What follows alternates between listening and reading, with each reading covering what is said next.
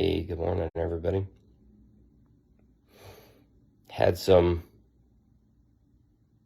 pretty intense experiences the last day or two.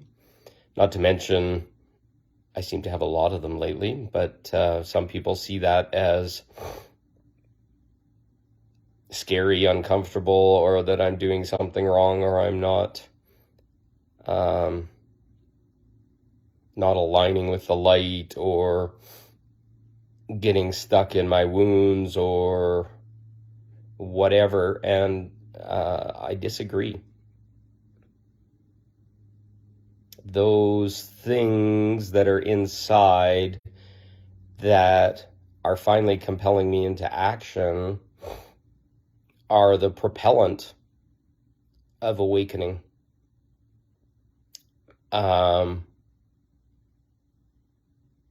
We live in a world where we're trying to protect others by not speaking a truth, not shining and reflecting what we're seeing with another person, maybe not telling them what they need to hear because that's not our place.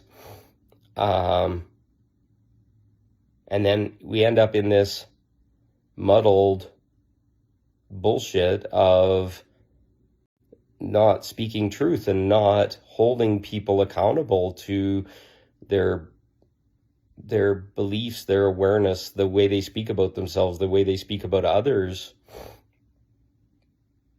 And they get lost. They don't have the nudges that were meant to happen.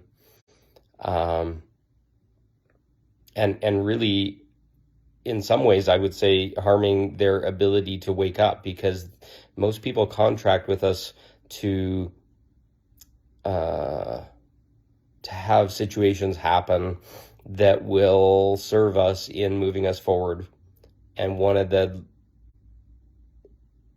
hardest things that I see with people is that contract that we create with another to help them wake up, help them see the truth, etc., is completely and totally distorted and diffused by us not feeling comfortable speaking a truth, especially when it's a truth that may shake a person, or have them be emotional, or question a friendship, or whatever. What if the very thing that needs to happen is you to say something direct to them, call them out for their anger, call them out for their frustration, call them out for their mangled up beliefs that keep them trapped in victimhood. I'm finding my role is less and less. People don't want it, less and less as a counselor or a guide or whatever, and more as these times get more and more intense, more and more just being a truth speaker, a person that will say what's present in the room, call out the elephant, whatever. And in every case, it brought forth the highest good for all, including myself, because the start becomes with self-love. Is like if somebody's beating you up or trying to force you into their perspective when it's not in alignment, you just get into this codependent game of bullshit, where I'm now more and more about just calling the direct truth. And a lot of people want to couch those things and soften it, when really we're at the end game here. It's like to say things in a direct, honest truth and call them out into the light may not be wished by the other person, but I also see it's the most loving act of compassion to a person that's lost in their head, lost in old beliefs, lost in things, and to be able to say, holy crap, why do you speak so negatively about yourself? Or why do you keep propagating that wound out to everyone? Why are you doing this? And stating it with such beautiful, loving directness. I'm not talking about whacking a person and talking angrily at them, but the most loving act of compassion sometimes is to grab them by the shoulders, especially with somebody that you love, in words, in energy, in physical, if it can be allowed, and give them a shake, give them that grounding influence and say, what the fuck is going on here? Why do you keep speaking like that? And some people see that as hostility in the way I respond with things, but no, it's the most loving act of past nudging, but just more like shaking them, like, how do you speak to me like that? And using the word fuck is a punctuation mark, and I find it goes right through people's shit, and it shakes them, and it makes them wonder. And we're not talking the act of sex here, we're talking just like this punctuation, this sound that just kind of goes whack into your chest and say, what the fuck is going on?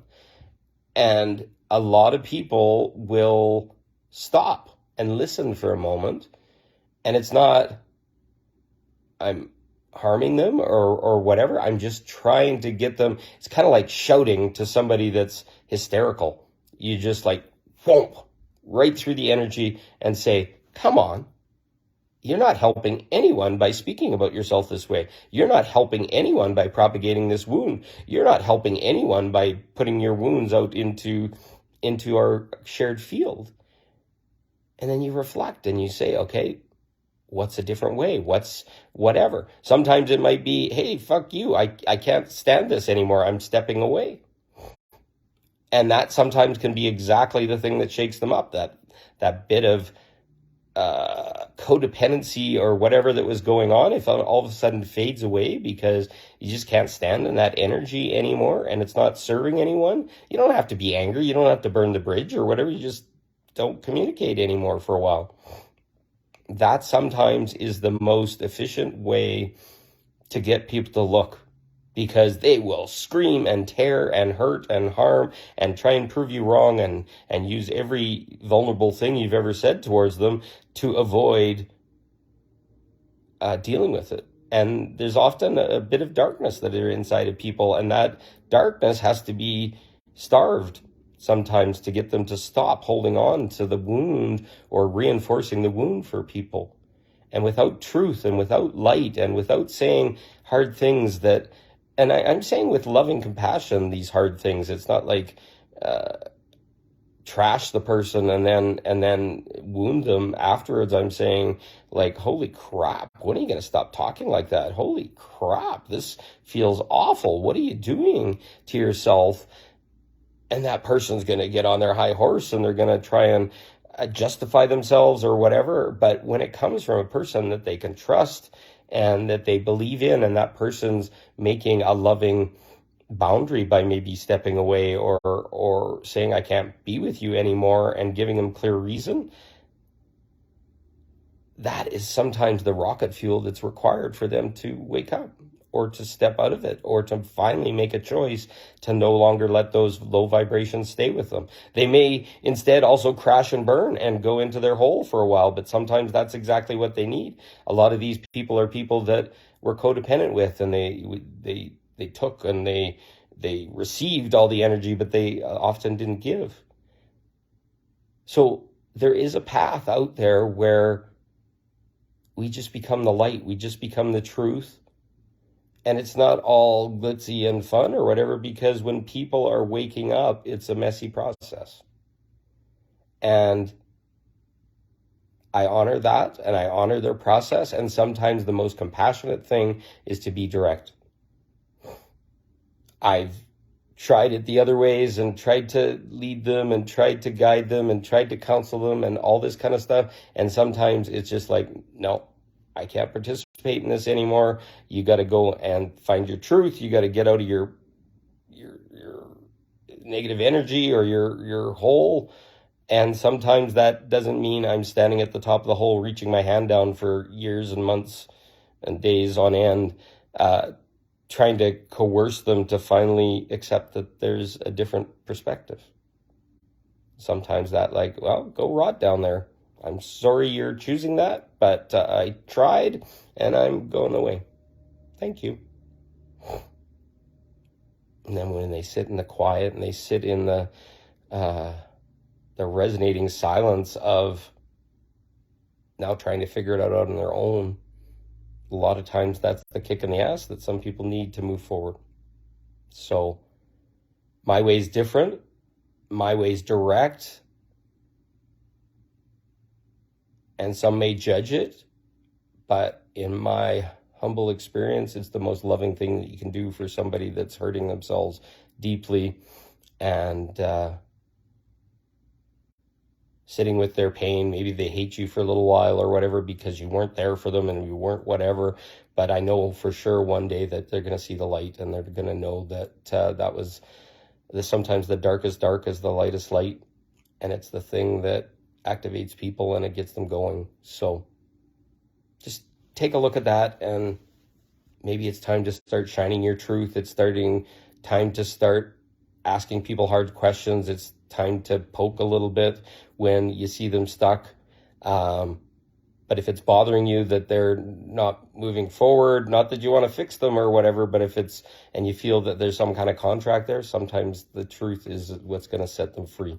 And right now we're at a time where they're choosing between they're going to stay in 3D, which is not going to be a fun experience as they go through their struggle and strife, or to move into a high 5D or higher vibration. And maybe right now we need to use a few 2x4s to get them to wake up and move forward and start to make action. So, and that can be love just as much as any other action, but going soft and trying to soothe them and all this kind of stuff, if you've known them for a long while, is not working.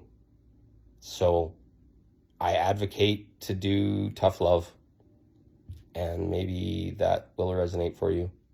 But it's needed. I love people so much. I want them to move forward. I want the best for them. I can see where they're stuck a lot of times, and nothing else is working to help them. So tough love is what's left.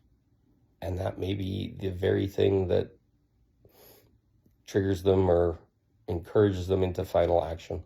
So thank you for listening. Maybe consider this in your world and observing my world. Once you know this, then it explains why I say things and why I'm direct and why I talk about stuff that triggers people, because I'm making a change for a lot. It doesn't mean they want to talk to me and they love me and like me or whatever. They'll go away and be angry for a while, but then all of a sudden they'll realize it's like, holy crap, there was some truth in there. And that takes a big heart to be able to allow that for the highest good of myself and others, because sitting in that wound or that codependent thing or that whatever was killing me too. So it ends up loving myself, loves others. So in the most bright way. So I love you all. Thank you for listening. And I hope this resonates. And if it does, just send it on to somebody else and see other people that, or let other people see that this is a new possibility. Thank you. See you soon.